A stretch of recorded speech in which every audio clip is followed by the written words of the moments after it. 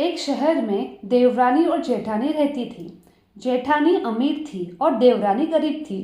देवरानी गणेश जी की भक्त थी।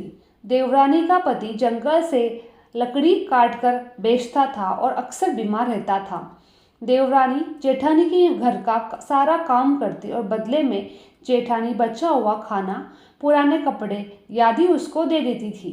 इसी से देवरानी का परिवार चल रहा था। माघ महीने में देवरानी ने तिल चौथ का व्रत किया। 5 आने का तिल और गुड़ लाकर तिलकोटा बनाया। पूजा करके तिल चौथ की कथा कहानी सुनी और तिलकुटा छीके में रख दिया और सोचा कि चांद उगने पर पहले तिलकुटा और उसके बाद ही कुछ खाऊंगी। कथा सुनकर वह जेठानी के यहाँ चली गई। खाना बनाकर जेठानी के बच्चे से कहा, खाना खाने को कहा तो बच्चे बोले, माँ ने व्रत किया है और माँ भूखी है। जब माँ खाना खाएगी हम तभी खाएंगे। जेठ जी को खाने के लिए कहा तो जेठ जी बोले, मैं अकेला नहीं खाऊंगा, जब चांद निकलेगा तब सब खाएंगे, तभी मैं खाऊंगा। जेठानी ने उसे कहा कि आज तो किसी ने भी अभी तक खाना नहीं खाया है, तुम्हें कैसे दे दूं? तुम सब सवेरे बचा हुआ खाना ले जाना।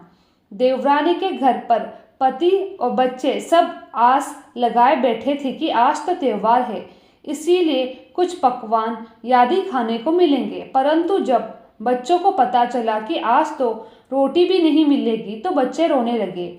उसके पति को भी बहुत गुस्सा आया। कहने लगा, सारा दिन काम करके भी 2 रोटी नहीं ला सकती, काम क्यों करती हो? पति ने गुस्से में आकर पत्नी को कपड़े धोने के धोबने से मारा। धोबना हाथ से छूट गया तो पाटे से मारा। वह बेचारी गणेश जी को याद करते हुए रोते रोते पानी पीकर सो गई।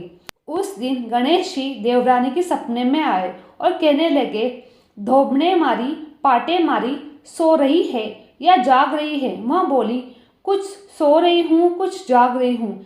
गणेश जी बोले, भूख लगी है, कुछ खाने को दो।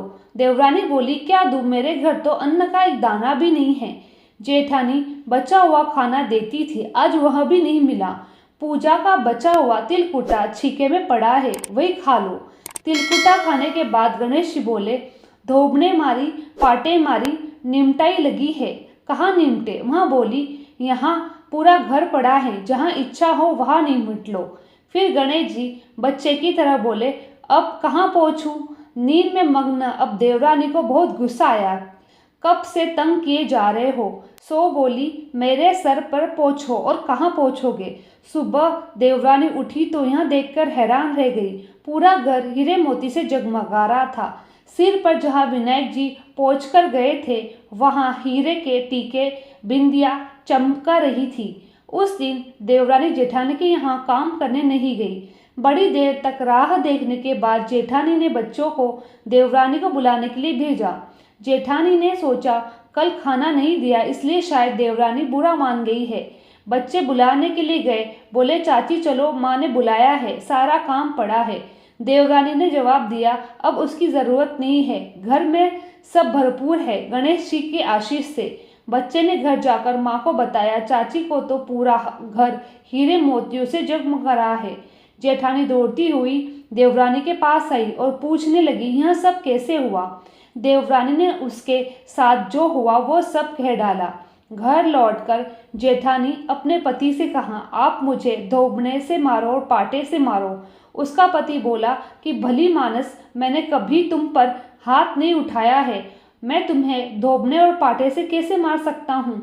वह नहीं मानी और जिद करने लगी। मजबूरन पति को उसको मारना पड़ा। उसने ढेर सारा घी डालकर चूरमा बनाया और छीके में रख कर सो गई। रात को चौथ विनायक जी सपने में आए। कहने लगे, भूख लगी है, क्या खाऊं?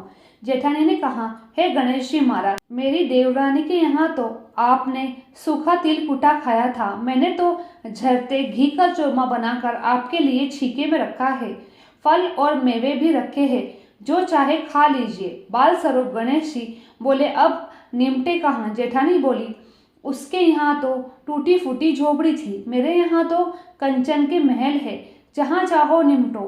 फिर गणेश जी ने पूछा, अब पोछू कहाँ? जेठानी बोली, मेरे ललाट पर बड़ी सी बिंदी लगाकर पोंछ लो।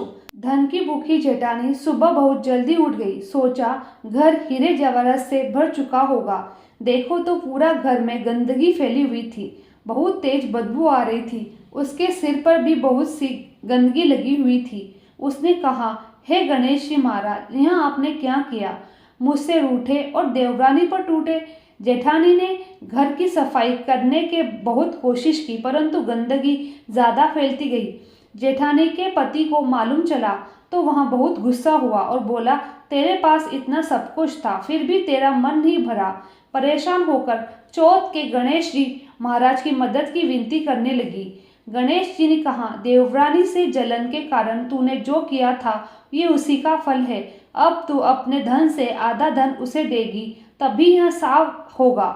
उसने आधा धन बांट दिया, किंतु मोहरों की एक हांडी चूल्हे के नीचे गाड़ रखी थी। उसने सोचा किसी को पता नहीं चलेगा, तो उसने उस धन को नहीं बांटा। उसने कहा, हे गणेश जी महाराज, अब यह बिखराव समेटो।